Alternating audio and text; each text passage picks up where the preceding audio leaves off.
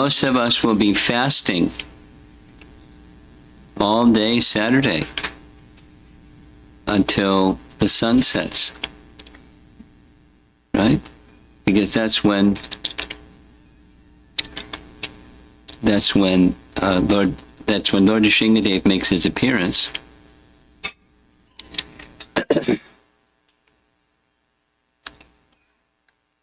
Neither day nor night, neither inside nor outside, not in the land or in the sea or in the air, not by any weapon, not by any demigod, not by any man or beast.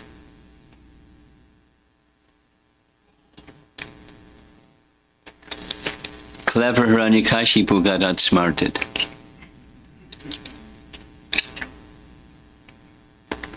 And after that pastime, Lord Nrsingadev informed Brahma, don't make any pledges like this again. And sure enough, he did. Ravana, right?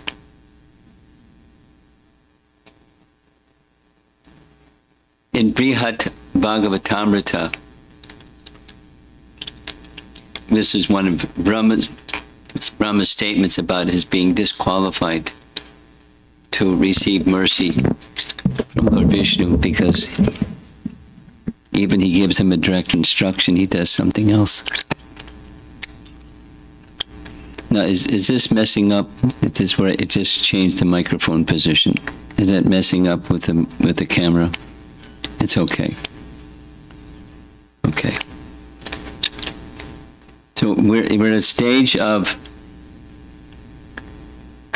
this pastime where Prahlad, with folded hands, is before Lord Nrsingadev offering prayers on the order of Lord Brahma and the other demigods to pacify him. And he's already pacified.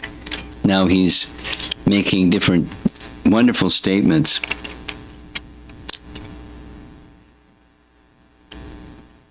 Starting with text 19. So it's 7, 9, 19. My Lord Nrsingadev, O Supreme, because of a bodily conception of life, embodied souls neglected and not cared for by you cannot do anything for their betterment, whatever remedies they accept, although perhaps temporarily beneficial, are certainly impermanent. For example, a father and mother cannot protect their child. A physician and medicine cannot relieve a suffering patient. And a boat on the ocean cannot protect a drowning man. And Prabhupada launches into one of his favorite type of purports where the onslaught of material nature is relentless. Material conception of life is a series of unending adjustments to make it less something and more something else. And there's no end to it. Relentless struggle. Daiviyeshu gunamayi mamamaya duratya. There's no shelter in the material energy, and there's no shelter providing by those who try to make the material energy less miserable or less uncomfortable. And there's 3 examples. Someone wishing to protect their child, and they can do their best, they should, but there's no guarantee. Something comes and you can't do anything about it.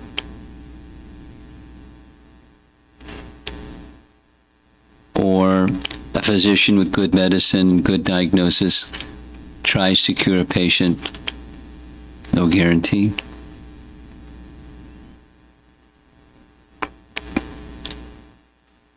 I just got a letter from a nice devotee in Vrindavan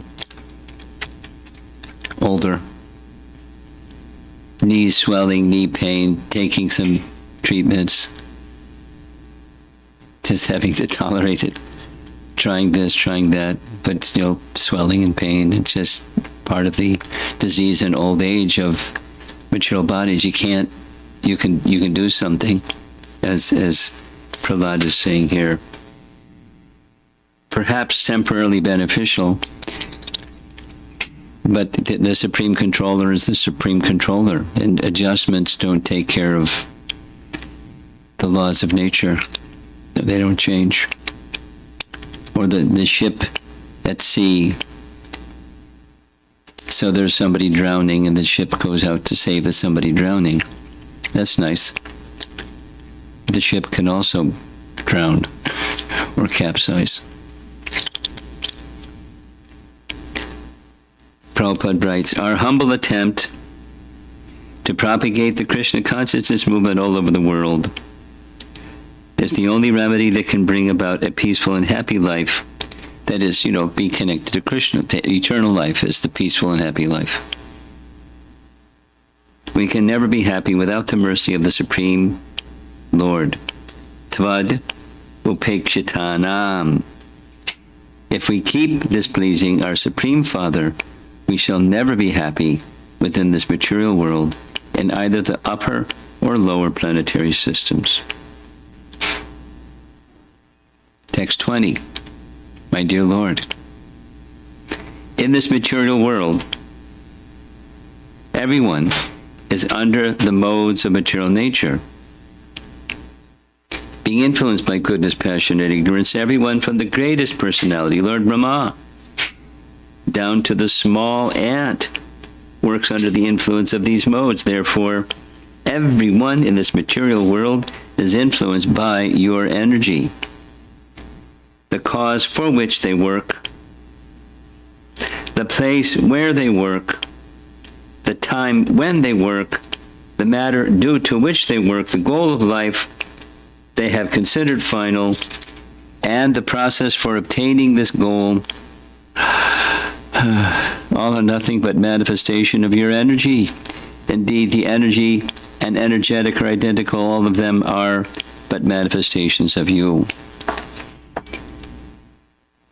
Now, this is not a advocacy of monism. It's acknowledging there's in Prabhupada's words, it's really simple. There's two things. There's Krishna and there's Krishnas. And there's not a third thing in the creation of God. Because the third thing would mean something other than Krishna and Krishnas. Then he says there's no void in the creation of God. So the idea of oneness is qualified oneness. Oneness with difference.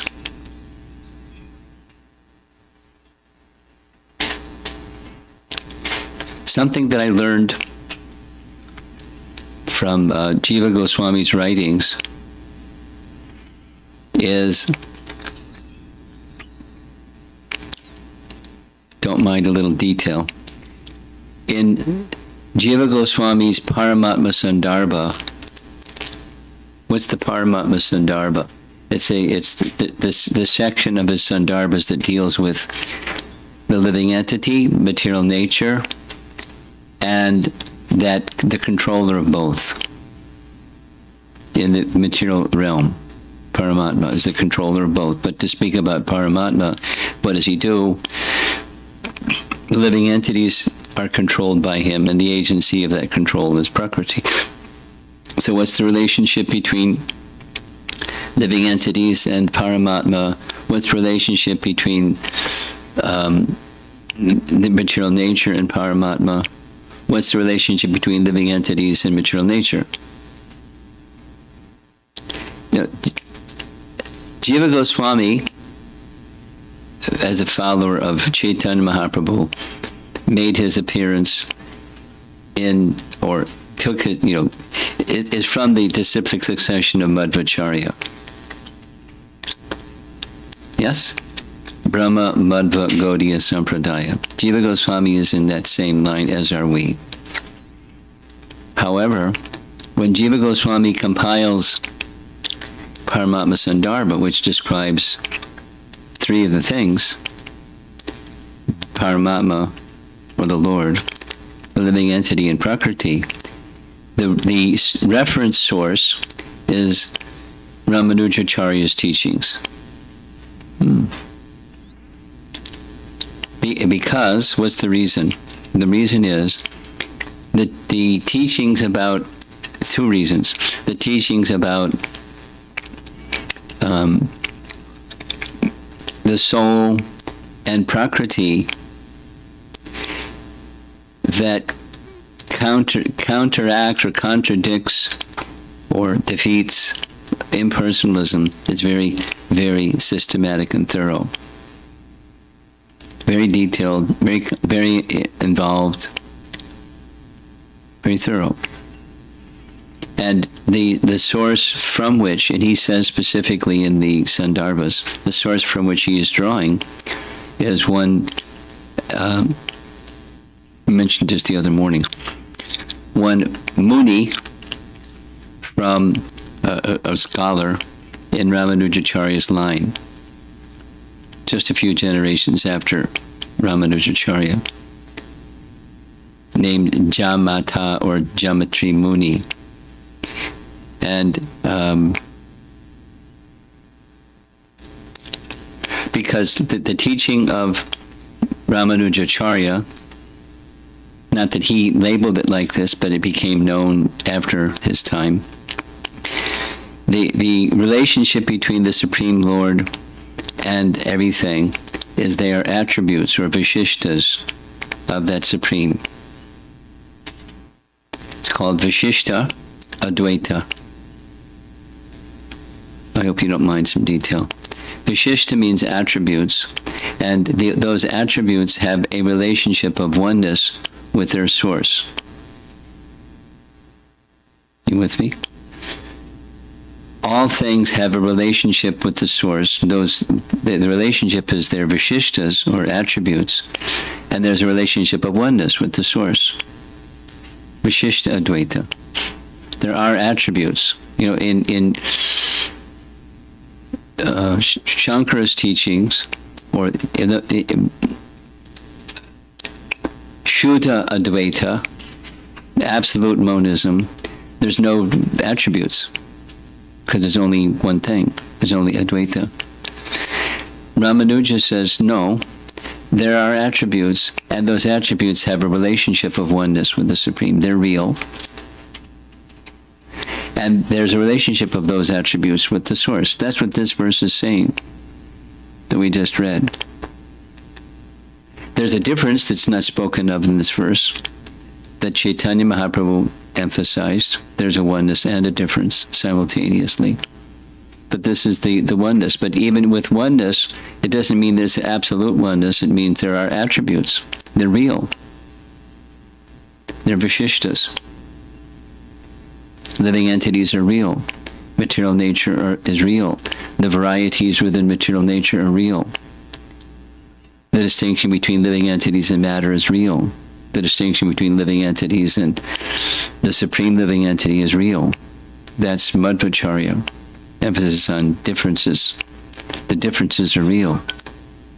And Ramanujacharya makes the emphasis on those attributes are real, and there's a relationship of non-difference, or Advaita, with the source of those things. Chaitanya Mahaprabhu, and for that matter, the Srimad Bhagavatam, makes this declaration. Again, it's during Chaitanya Mahaprabhu's time, the phrase that we're quite familiar with, the Achintya Beda Abeda Tattva phrase, was coined by Jiva Goswami.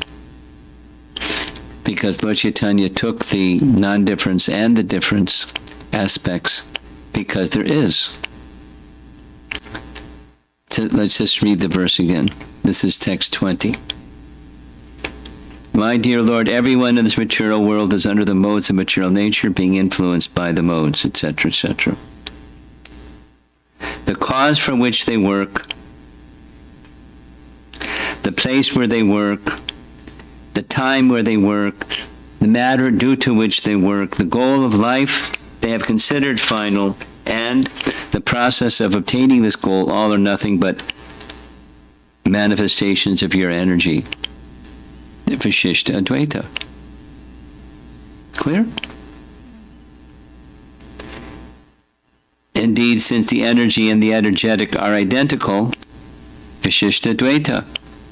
There is the energy, there is the energetic. Now, Mayavadis would say, no, there's only one thing. You can't have energy and energetic. There's only one thing. And everything else is mithya. And then comes the whole, what does mithya mean? But Bhagavatam says, and it's, anyway, not false, just there's a relationship, and there's a relationship of oneness, and there's a relationship of difference. It's not spoken of in this verse. It is part of the Bhagavatam teaching. All of them are but manifestations of you.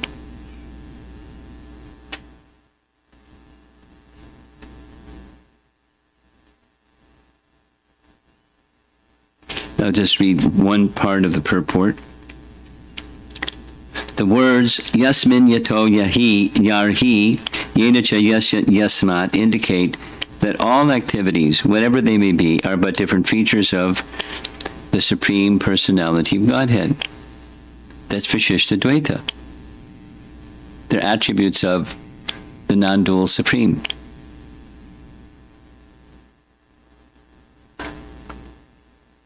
All of them are created by the living entity and fulfilled by the mercy of the Lord. Those are the work and the place and the time and the this and the that. We're making choices and we're doing stuff. And it's by the sanction of the Supreme Lord, yes, but the living entities are certainly involved. Although all such activities are created by the living entity and fulfilled by the mercy of the Lord, those activities are not different from the Lord. The Lord nonetheless directs. Give up all other duties and surrender unto me. When we accept this direction from the Lord, we can actually become happy.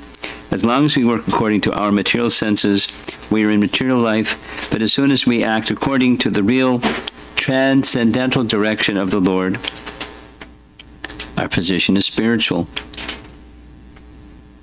The activities of bhakti, or devotional service, are directly under the control of the Supreme Personality of Godhead. Under the control of means by his sanction, or say it negatively, without his sanction, there's no activity. Or say it, the same thing a different way. Not even a blade of grass moves without the sanction of the Lord. So the grass may move just from the blowing of the wind, not from the grass deciding I want to get up and from this part of the lawn to that part of the lawn, but just even the blowing of the wind, and thus grass moving. There's a sanction of the Lord behind it. So everything that happens has a living entity involved, but the sanction of the Lord is required. And that's the unifying feature of all things. And then there's the diversity of all things. That some living entities desire this, and some living entities desire that. And sometimes there's a clash between this and that. This living entity and that living entity. And how it gets resolved is out of their hands. It's in the hands of the Supreme.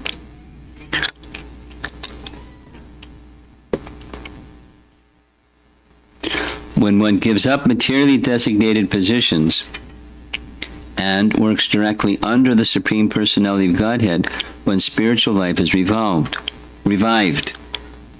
This is described as Swarupena avastati, being situated in one's original constitutional position. This is the real description of mukti, or liberation from material bondage.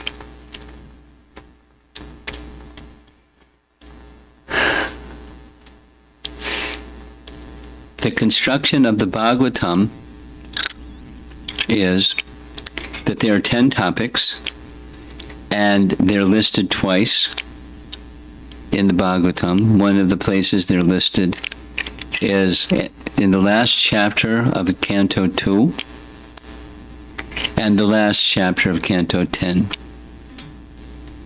In the last chapter of Canto 2, it's chapter 10. The very first verse of chapter 10, Canto 2, is, here's the list of the 10 topics of Srimad Bhagavatam. Verses 1 and 2. 2, 10, 1 and 2. And then in that same 10th chapter, one of the 10 is mukti. So what is mukti? It's a topic. And then verse 6 or 7, something like that, Shukadeva Goswami says what mukti is. He gives a really concise definition. What mukti is not the sayuja idea or merging, but it's the mukti idea of the Bhagavatam is muktir hitvanyata rupam svarupena vyavastati. Svarupa, one's form, avyastati, one is situated in. So the way that it's translated is in one's spiritual form, svarup, one engages in spiritual activity. That's mukti. It's not just negation. It's the positive activity of a living entity after cessation of material activity.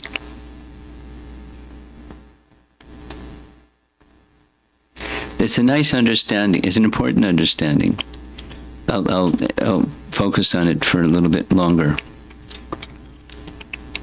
A purport that I like very much in the Bhagavad Gita is chapter 3, verses 10 through 13 or something like that.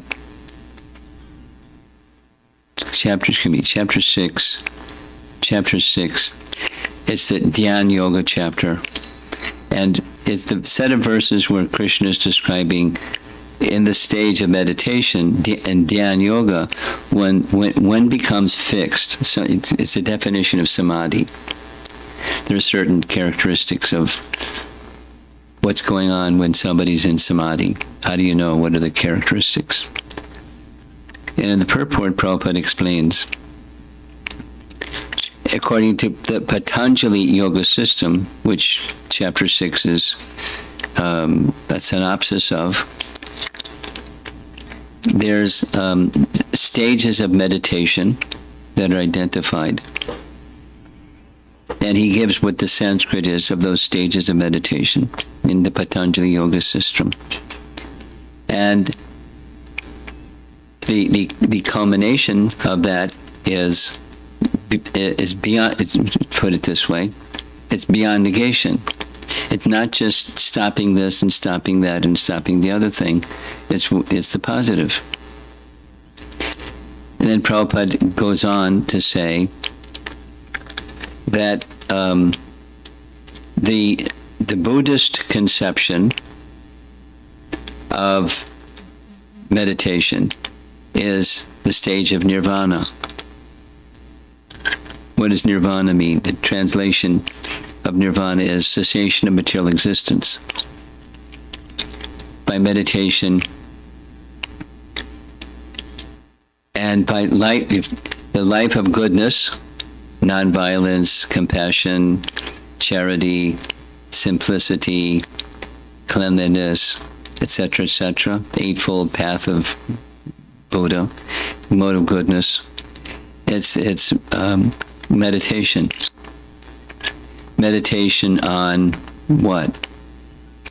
Well, meditation on, according to the primary Buddhist doctrine, there's different ones, the only thing that exists is the moment. It's where this popular idea of mindfulness comes from. Be in the moment. Be mindful in the moment, because the moment that's gone it no longer exists. And the moments that haven't happened yet, they don't exist. There's only one thing that exists, and that's the moment. So be in the moment. It's popularized in different ways, called mindfulness. But it's be in the moment, be in the moment, be in the moment, be in the moment. And when you get really good at being in the moment, what happens? You go on the other side of the moment. What's that? It's nirvana. Cessation of material existence. Because material existence is the moment. It's called kshanak-vad. Kshana is a Sanskrit term that means fraction of a moment. It's right in the third canto Bhagavatam, calculation of time by the atom. And one of the very tiny, tiny, tiny units is one kshana, starts with a K, K-S-A-N-A, kshana. So kshanak-vad is the doctrine that all there is the moment. So be in the moment, and be in the moment, and be in the moment, and be in the moment. And you stay there, you become really good at it. And then you can become enlightened. You go beyond the moment. And what beyond the moment is nothingness. That's the goal. Nirvana. Cessation of material existence. What Prabhupada explains is samadhi, or this stage of liberation, mukti, is when material existence ceases, then what? Is there something positive? If you're Buddhist, there's nothing. It's just cessation of material existence, full stop. And for the Vaishnava, it's right here in the purport we just read. Muktir, hit vanyata rupam, svarupena vyavastiti. Svarupena vyavastiti. In your spiritual form, you do spiritual activities. In your spiritual form, you do spiritual activities. Well, we have a material form, so we need to purify our senses and purify our material form, but it's just a vehicle. It's a facility given by material nature with elevated consciousness combined with the life form to realize who we really are. That's our swarup. And it's awakened by the awakening process of bhakti, or bhakti yoga. And thus, real liberation, svarupena vyavastiti. That's right. It's really nice. It's right here in Prabhupada's purport. You can look at it later in Bhagavad Gita purport. It's go through it several times. It's worth your effort to have a clear picture of when you get on the bhakti train. Where's the train going? What's the destination? And we're not there yet, but we're on the bhakti train. So where's this thing going? Where's it meant to take us? Because the whole of Bhagavad Gita is such a, the metaphor that's used in Bhagavad Gita or in purports is not a train, but it's just a stairway or steps of a ladder, the yoga ladder. And this leads to this if you continue going. So the practices of sadhana bhakti can become mechanical if we don't take a good sense of what the purpose of those practices are. And then it becomes, a routine or ritualized. And, the real satisfaction of the self is not there. It's still good to do, but the real purpose isn't being achieved. The real purpose isn't just feel a buzz or feel good about yourself. It's making the actual connection with the Supreme. So the things that we can do that can help us align our senses and our mind towards in the direction of the Supreme and satisfying the Supreme. But the satisfying of the Supreme is at the level of consciousness, not just at the level of mind and senses. And directing our activities to satisfying the Supreme is the consciousness of bhakti.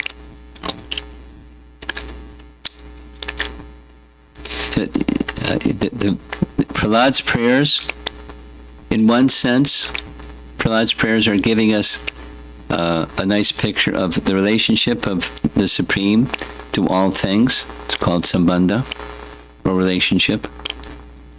And then once you have a sense of that relationship, what do? From sambandha comes abhideya. You act in that relationship. You act with proper regard for the material energy, proper regard for other living entities, proper regard for the Supreme, and you conduct your life moving in that direction with proper understanding of all the relations of all things with the Supreme. But knowledge alone is not enough.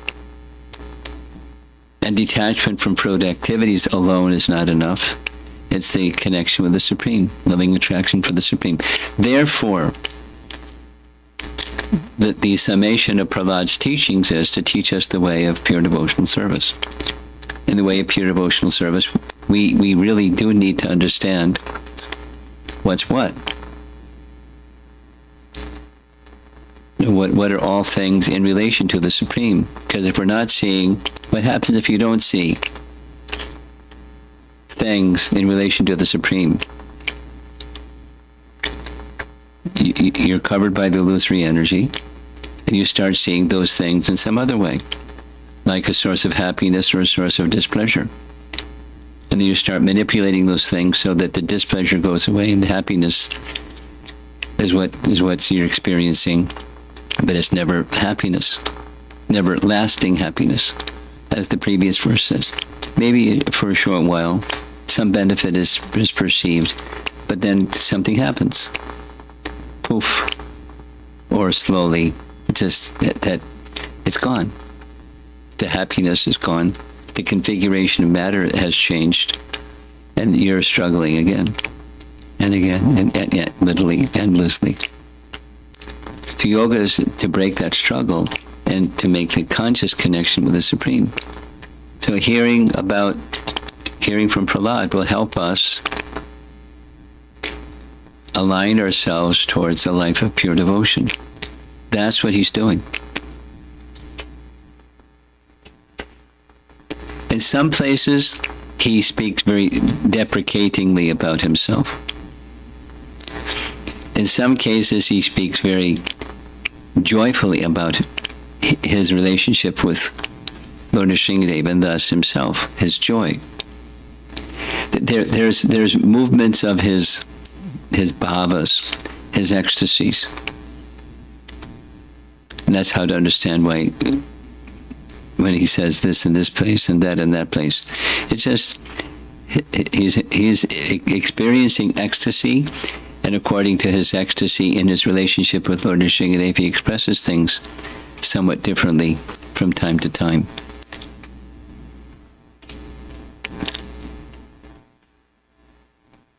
But his relationship with Lord Nrsimhadev, his relationship with the Supreme Lord, is unbroken.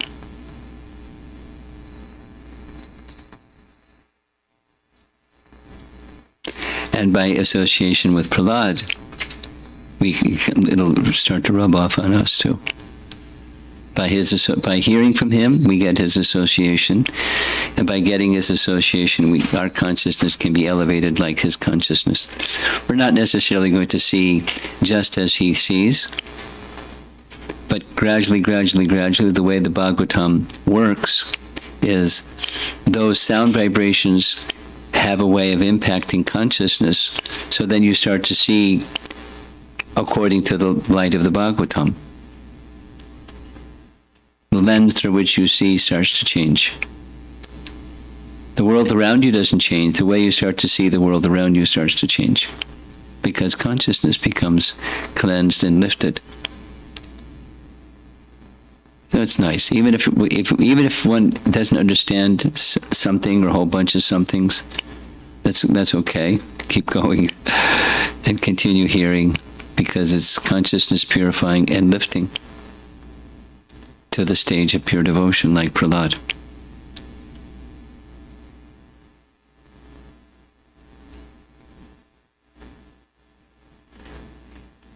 Very important day, Lord Nrsimhadev's appearance day.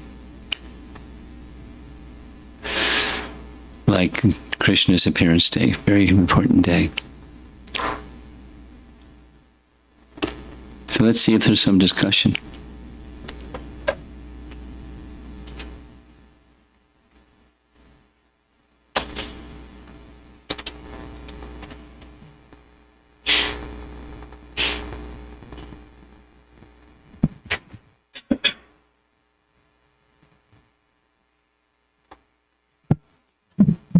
You've always got a few questions. I was just looking through Maharaj. I had something. So Maharaj, like being in the moment, like in our Hare Krishna Mahamantra chanting, sometimes it is said that just focus on one mantra at a time. Not sometimes. It's regularly expressed. It's yes, encouraged. It's important. So, is it like little bit comparable? Yes. Oh, yes. It's the transcendental perfection of mindfulness. Right. But since it is connected with Krishna, so it is... Yeah, there's nothing wrong with mindfulness. Yeah, it's not taking us to nothingness, but towards Krishna. That's right. That's right. I have few more, Maharaj, but I need to prepare. Okay. Anybody?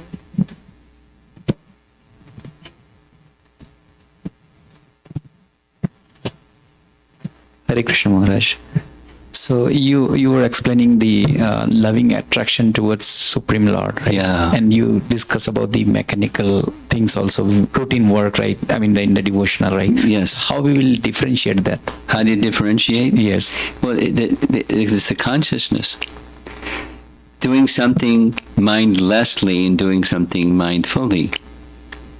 Mindlessly is mechanical.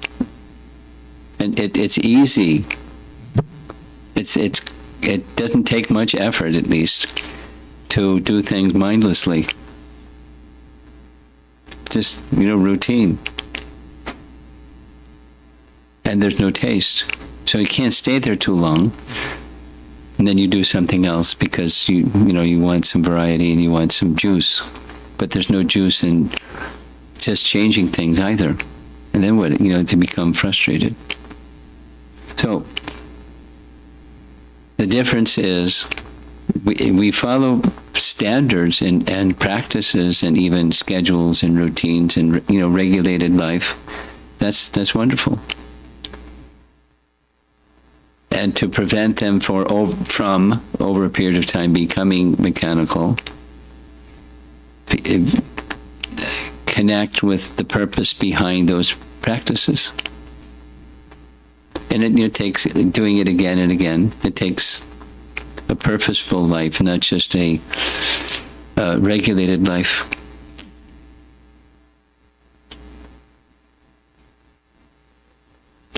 You're familiar with, I'd say the same thing. Familiar with nectar of instruction, right? Yes? No, nectar of instruction. It's one of the four essential Bhakti Shastri texts. It's by Rupa Goswami. And it's just really short, it's just 11 verses, but very strong message. And two of the verses, Rupa Goswami writes, there are 6 things that destroy bhakti, 6 things that enhance bhakti. Shadbir bhakti vinashyati, Shadbir bhakti prasidyati. So one of the what destroys bhakti is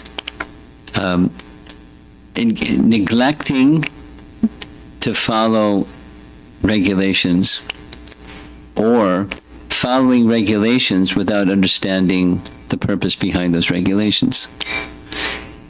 It is good. It's not saying it's bad, but it destroys bhakti. Then bhakti becomes routinized. And bhakti is not just doing something, behavior modification. Bhakti means wanting to please Krishna. So if we become habitualized to doing things without being mindful of the purpose behind them, then it can be a detriment for our bhakti life. We still do them because it's mode of goodness and things that are to be done. I mean, like offering our food, or whatever, anything we do, putting on tilak, offering arti to your deities. So somebody can. I've had householders describe. One said it twice in the period of 6 months. He didn't remember he said it 6 months previously, but he said, I feel my performance of arti has become mechanical. And I know it's not right. What to do? Just that there's a purpose behind the arti. It's mindfulness. So then you do the thing because it has a purpose. There's some regulation, some procedures, etc.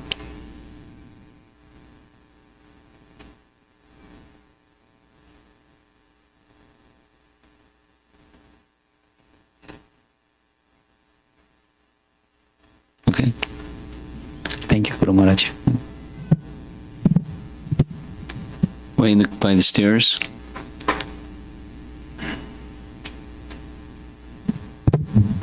Hare Krishna, Guru Maharaj. This question is from day before yesterday's class. Day before yesterday, okay. Yes, I couldn't ask that time because there were other questions going on. So this was regarding to the topic that people know but they don't know regarding Bhagavad Gita. So my question over there was like, it was follow-up to Amira Mataji's question that people say that they know about Bhagavad Gita, but they don't want to implement the principles of Bhagavad Gita because they feel that it is not too much practical in this Kali Yuga to implement it. So is their understanding this because of ignorance or it is because of their past karmas? That they don't want to accept the principles of Bhagavad Gita. Well, why make a division between their ignorance and their past karma? Because one impacts the other. It's certainly ignorance, but ignorance is ignoring Krishna. The root of all ignorance is ignoring Krishna. And when one ignores Krishna, then one does activity in ignorance of Krishna. So they're connected. The modes and karma are connected. So one last question in that one. So how we can make them realize so that they can come to the path of Krishna? Okay. Two things. One is Krishna says, never think like that. There's one of the verses of Bhagavad Gita, Krishna says, never consider yourself to be the cause of the result of your action. Never consider yourself to be the enjoyer of the results of your action. And the third is never consider yourself as inducing others to act. Don't consider yourself as inducing others to act, because all that is carried out by the material nature. Now, I'm just modifying the question or addressing the question itself, because there's no way we should not think like that, because we can't do like that. But we can engage in devotional service in such a way that can be a facilitator, so they can make that a nice choice to serve Krishna. So what can we do? What can you and I do when we see somebody is making a choice that's ignorant, or a choice that's away from Krishna? What can we do in that situation?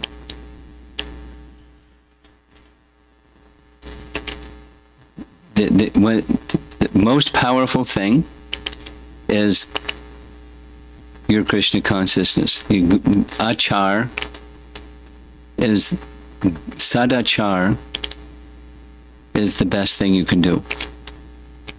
Even if you don't say anything, just being a beacon of light in a dark place is beneficial. It's a beginning that impacts the hearts and the minds of others who are in darkness or of ignorance. Be a beacon of light. Engage in sadachar. That means, speak in a spiritual way or a spiritually connected way. Act. Make your choices. Conduct yourself in that way. Then you can say things. Depends on what you say. Depends upon the relationship. So one of the things that's helpful for people that think they know when they don't know is not to point out, you're a fool. Krishna does that with Arjuna when Arjuna submits to Krishna. Says, please instruct me. He doesn't start with that. So if you can interact with people in such a way that they see you have good conduct and good character, and you speak respectfully to others, you're consistent in that way, then you're demonstrating trustworthiness.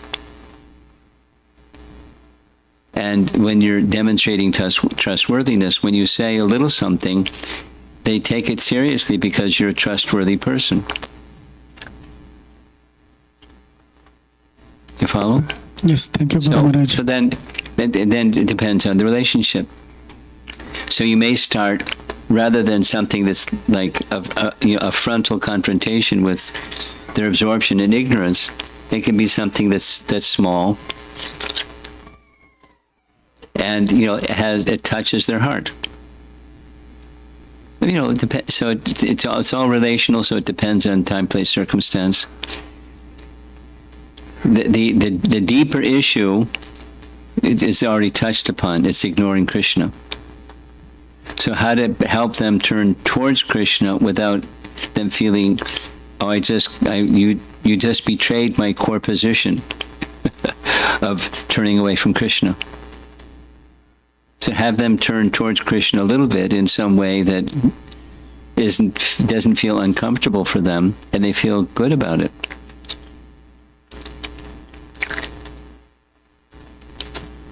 Here's a couple of little things. For example,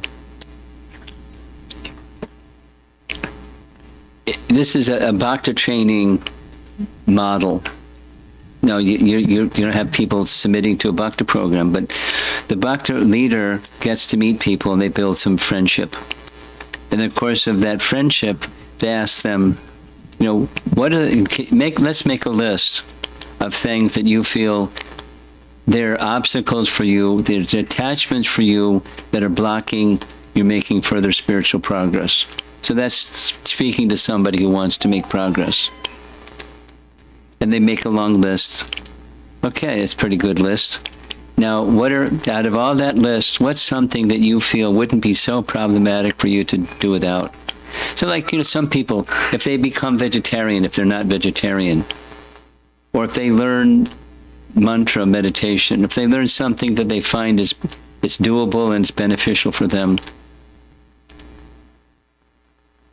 although they think they know and they don't know that they don't know, etc. But so they have some good feeling with something that you offered, and it's giving them a sense of Krishna connection. So little by little, I'm just giving some, for examples, little by little, something that they can make a little step and feel good about it. Thank you, Guru Maharaj. And then as time passes, you can be a little more direct about what's at the root.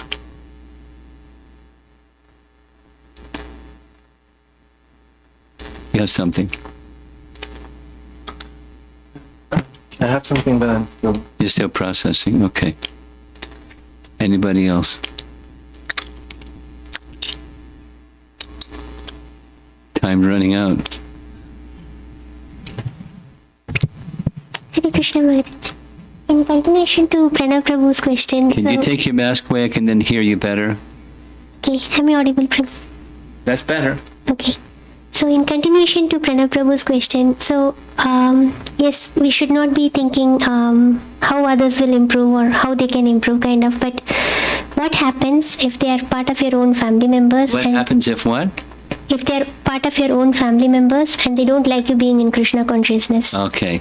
If somebody has a family member that is uncomfortable with Krishna consciousness in the house, what do you do? Yeah. That's the question.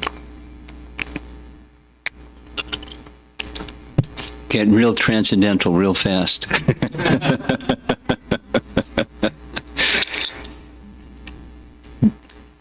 Be respectful that they have values and habits and things that aren't your values and habits. I mean, it's very common. I mean, it's very common. It's in different parts of the world, for example. But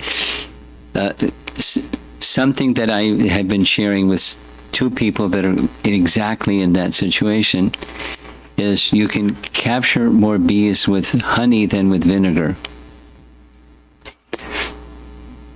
And they understood what I meant. So, you want them to be accepting of, you would like them to become accepting of a life of devotion to Krishna. So you have to be accepting of their disposition, that they're not liking that. And if there's resentment and pushback, then there's going to be further pushback. So you allow them to, within boundaries, of course, make no, let's do this instead of that kind of thing. There's some boundaries, of course. I mean, there's one specific example. A Russian girl that's become a devotee. She's a very nice devotee. And her husband is a Christian. And, he gets a little disturbed when she gets a little pushy. But when she stopped being pushy and being respectful of his values and then comes the food that they eat. So she'll sometimes go to church with him. And he likes that. Because she's accepting his thing. And they have a child. He's like, it's not, they're in it together for a good long time. So it's working out the relationship where you demonstrate respect, and then the resistance diminishes, and from that side there's a little more acceptance. And then comes some, other delicate areas like eating habits in the house. It depends. In China, it's like 90%. That's something like 90+% of the devotees in China are ladies. And of those who are married, because some are not, 90% are married to someone who's not a devotee. So it's like all over the place how to handle a situation. And there's family counseling going on. But one of the things that's really terrible is having an attitude and looking down their nose at somebody that's not a devotee. It spoils the relationship. So how to have a proper relationship when it comes to regular principles and eating habits and how we spend our time and how we spend our money and all those things that are essential to household life.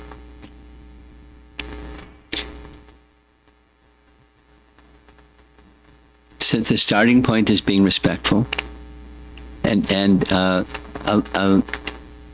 depending upon the relationship, some boundaries. It depends what the dynamic is, but being respectful and having a nice service attitude. That softens hearts. And then some shifts start to happen, commonly. Not guaranteed, but commonly. They start to become a little curious about, what you're into. Not too much, because anyway, it's gradual. Commonly it's gradual. Then persons become more comfortable in accepting. They may not embrace the practices and all the values, but they're accepting because you're accepting. It's just so much variety in that whole picture. Depends on the personality, what the issues are, and how adamant they are, and how, there's so many variables. Big topic. Yeah. So the light went on. Maharaj, about this devotional service activities becoming mechanical. Depending on what? Activities of devotional service becoming mechanical. Mechanical, okay. That is the premise. So I see in my own life, Maharaj, that I do certain things very nicely, willingly. I really, really want to do. But when it, when I feel that Srila Prabhupada has given a particular program, and if my offering is not matching to that, then it feels insufficiency. I mean, it doesn't feel fulfilling. So, is it something that should be addressed properly? What's your question? I got the picture. What's the question? That there are Is there something that you're supposed to do from when you get in that space? Is that what your question is? So those offerings are better, or I need to stick to Srila Prabhupada's program? I mean, how should I reconcile here? Because I'm not exactly sticking to that program, one after another. Srila Prabhupada has given certain activities throughout the day. He has given a sandwich program.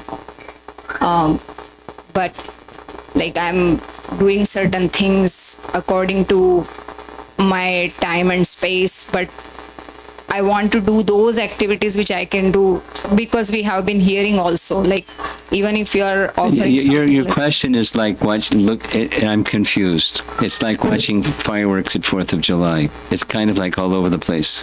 I am also kind of confused, but You do what you can do, and don't spin out over I can't. I'm able to do what I can do nicely, and that's what I can do. And just be content with that. And you just do it steadily, and as you can do something further steadily, you do something further steadily. because it was a question about complacency also. Okay, well, that's different than complexity, or you have your capacity. I just don't want to become complacent, thinking that okay, whatever I can do. So good. Do what you can do consistently in a devotional way, and always be aspiring what's next. Bhaktivinoda Thakur teaches like that. The whole of the yoga system, the whole of the bhakti system is stages. And one can be identified on a particular stage if they just stay stuck there. Then he gives names, of Sanskrit terms of this stage, that stage. However, one should be honest with oneself, this is my capacity. And then at the same time, always anticipating going further. It's dynamic. Bhakti is dynamic, not static. So complacency, the antidote for complacency is dynamic. While at the same time, recognizing this is my capacity. Presently. Krishna is kind. I'm sure you've experienced, as we all have, that capacity increases over time. If one's sincere, what one could do yesterday is not what one can do today. What I can do today is not going to be all that I can do tomorrow. Capacity, spiritual capacity is dynamic. But you don't artificially pretend that you're something you're not. And don't become complacent either. To your capacity, and you continue to try to move forward. Thank you, sir. Thank you, Maharaj. I was just thinking about, I think the term you used, I lost the term that you used for Swarupa, identifying the Swarupa after the material, Swarupena vyavastati. Yeah, Stiti means to be situated in. Vyavastati. Yeah. So, It's right in the Bhagavatam, by the way. Sorry. I mean, I was trying to note that down and I did not note it down.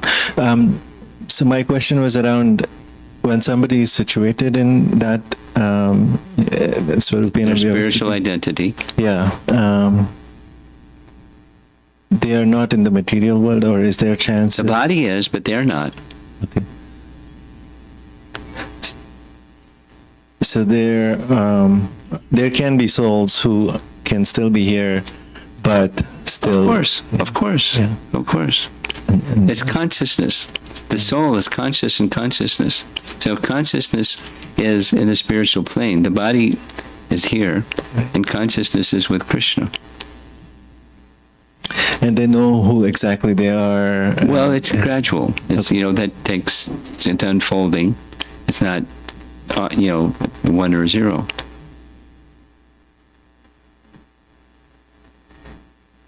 And once they realize it completely, I'm just wondering, is there a transition of the body as well? Of course. In terms of spiritualizing of the body. Just like, the touch of a pure devotee has a spiritualizing effect.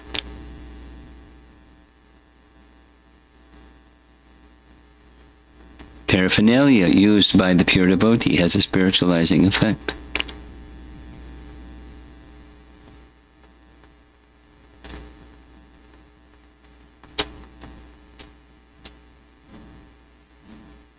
Okay, I think we're finished. Okay, let's go.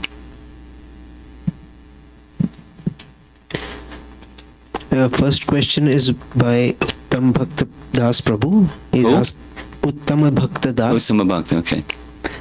Regarding mindfulness, it's an important aspect of bhakti which has to be accompanied by sense of prayer and eagerness to have relationship with the Lord. Is that a correct understanding? He always asks questions like that.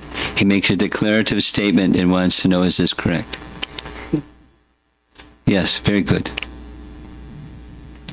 The second question is, Very, very good. Two varies. who do the Mayavadis consider the Lord or source of Maya? Is there anything about the Maya for Mayavadis? Do you understand the question? I don't.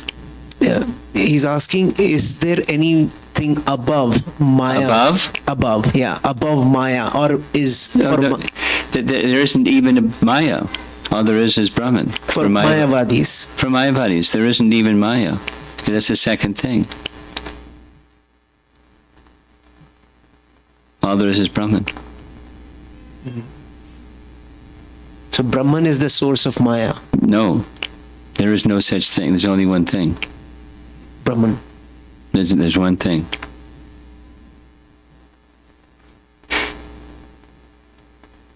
That's all, Maharaj. Those Okay. two questions. Srila Prabhupada ki jai.